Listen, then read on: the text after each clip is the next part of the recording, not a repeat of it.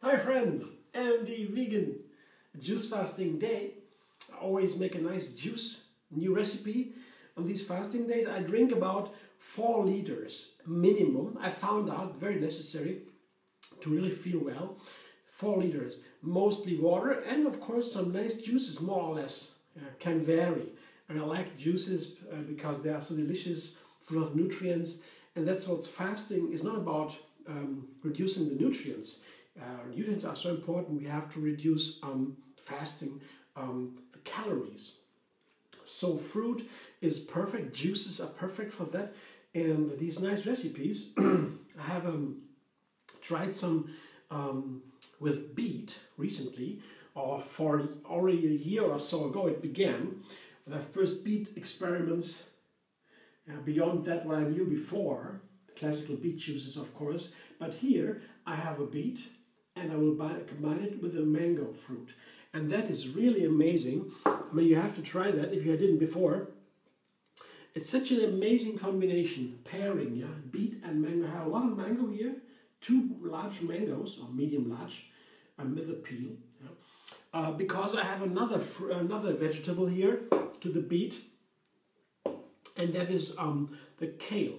Yeah, I have some nice kale leaves here, very strong, nutrient-dense leafy green. That is, by the way, the most nutrient-dense leafy green we have at all. Kale. That's very, very wanted in the vegan community or the raw food community. Of course, the green juices have a lot of powerful nutrients that are not to be found in fruit. Yeah. And the beet is another one. The beet has the flavor I'm asking for here, I'm looking for, together with the mango. The beet has a very strong earthen flavor. There's a lot of sugar in the beet, and we don't really taste it when we eat a beet.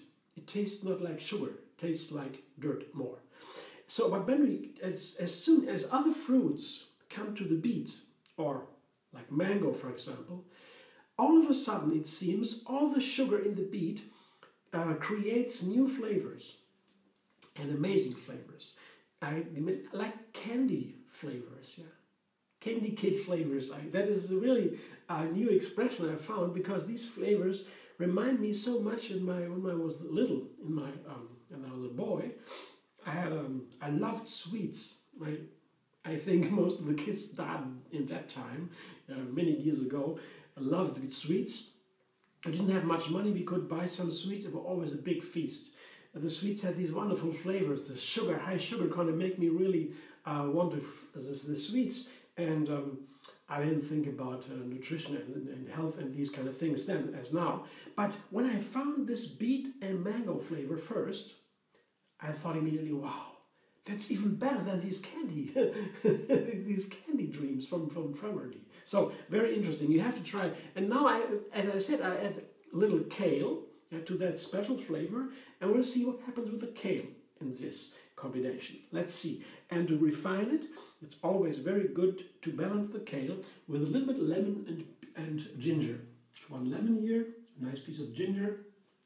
That goes well, very good with beet, with mango, both, yeah, lemon and ginger, perfect, and of course with kale. So that's for today, why I combine now kale with beet and mango. And I come back in a moment. I'm so excited to find out what that tastes like.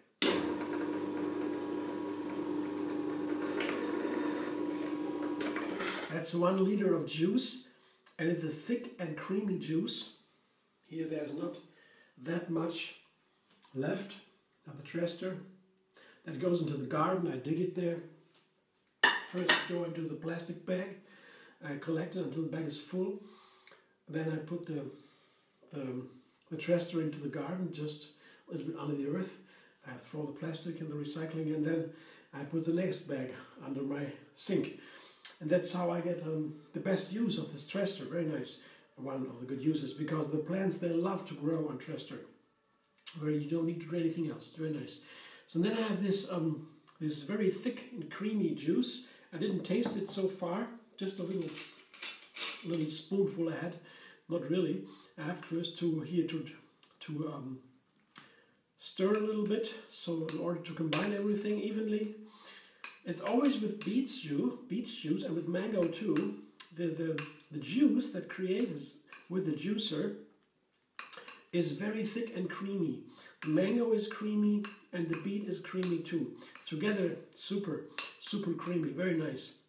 So it's a full meal actually. I will have some time to enjoy it. And now I want to taste it. It has been stirred sufficiently, so it be homogeneous now, and I get one flavor. So I'm very excited. Let's see.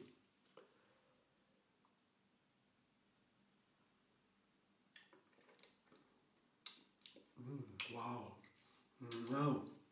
It's a very complex flavor, but there is a slight sweet and sour in there. It's a wonderful, full and rich flavor. But you know, the sweet and sour is just coming out of the top like a little blossom. It's delicious. It is exactly the green, the sourness you would expect from the green, from the kale. Exactly this kind of sour. Once it was bitter, but here with the beet and with the mango, it is no bitterness at all. It's really absolutely delicious. You have to try it. Really amazing. Amazing flavor combination. I love it. I will have it greatly enjoy. I just had a little, you see, a little teaspoonful. That is nothing. This flavor has to be tasted, experienced for a long time. For little sips here, for an hour or so, I can enjoy this and really enjoy this flavor. And this is a flavor that grows and evolves while I'm drinking it, enjoying it. My memory will be there. I guess now. But that is usually what happens with great flavors. They remain. And they remain in the memory. They are in the mouth, fully there. And they don't go away if you don't think about them anymore. I mean, you still know there's something wonderful to remember. Yeah, that's other flavors I feel excited about. I tried nearly recently. I tried a salad. Wow, amazing flavor! And I went back with the salad to the table and ate it. I thought, what a horrible flavor! So the same flavor in the first moment was amazing, and then a little bit later I thought, it turns bad, worse and worse. So it happens too with flavors, that how they evolve in time when you experience them, and also in the memory. It's a very important part of the flavor, of course. Of course, flavor is very subjective. So, very interesting object to study. I think inspired me a lot to making juices every fasting day, once a week. I make this wonderful juice, a new juice recipe. It's really so inspiring to experience how flavors evolve. Yeah? From basic ingredients, I can use this flavor combination in other recipes to later, in a cake, for example, in the cream, in the dressing, whatever, in the soup. There are so many ways to use this knowledge from the flavors. I guess it's the most important knowledge in cooking at all, but know about the flavors, yeah? The ingredients, how the ingredients combine in the flavors. Again, very important. Flavor also has been found to be a main health constituent, a nutrient. Flavor in itself has a health beneficial nutritional function. It's very interesting. It's just a new research is evolving, seems to be very important. And now we can better understand that people say, oh, I'm cooking all about flavor. It has to be delicious. Yeah, that's right, but now we're talking about delicious in a real delicious way, on a vegan base, plant-based. Only that can be really delicious because it's healthy and delicious at the same time. And the body really rejoices as a whole, and the nature too, and everything. So that's, I guess, a level higher. Yeah. So if you want to fast, you begin have a look into the fasting. You can go to Facebook. There is a web page called Tree Yoga Moon Fasting. I post a recipe there every week once.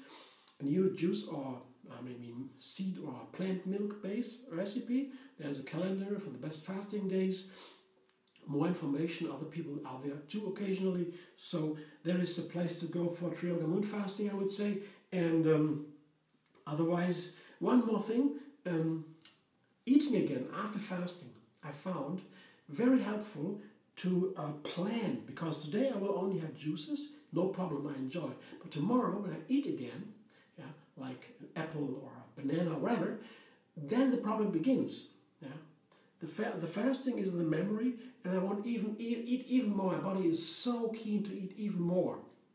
That's why I have to plan a little bit. I have to plan the first day of eating after 1 day of fasting. Really important. Otherwise, I naturally, almost certainly, go into overeating. And that ruins the effect of the fasting again. So the benefit from fasting, it's very important and helpful to plan the first day of eating after the fasting. Just a little planning. And that's very easy, but I have to keep it in mind. Okay, I want to have 3 meals, not more, not 4, no snacks today, and small meals to begin with.